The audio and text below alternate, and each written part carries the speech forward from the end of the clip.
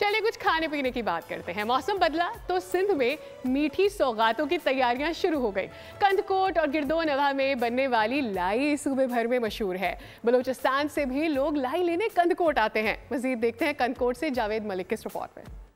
सर्दियों की सौगातें लजीज और बेमिसाल। कंदकोट में बनने वाली लाई की कई अकसाम हैं। हर किस्म के जायके में अपनी मिसाल आप होती है। लाई की बहुत सारी अकसाम मार्केट में खरीदो फरोख्त की जाती हैं, जिसमें तिल, बादाम, मूंगफली और चावलों की बनी हुई लाई काबिले जिक्र है। कंदकोट में बनने वाली लाई के खरीदार दूर दूर से आते हैं। बलूचिस्तान में भी सिंध की लाई मशहूर है और यहाँ जो हमारे दोस्त अहबाब हैं, रिश्तेदार हैं, वो भी हमें फ़ोन करते हैं कि भाई हमारे लिए ये चीज़ भेजो।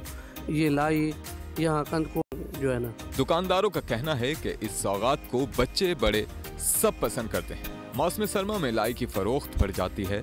सर्दी आते ही लाई का काम शुरू हो जाता है और दूर दराज से बंदे आते हैं लाई लेने। 4 किस्म की लाई होती है, तिल होती है, दाल होती है और चावलों की लाई होती है। शहरियों का कहना है कि सर्दियों की ये सौगातें जायके के साथ ताकत व तवानाई का भी जरिया हैं। कैमरा टीम के साथ जावेद मलिक, बोल न्यूज़, कंदकोट।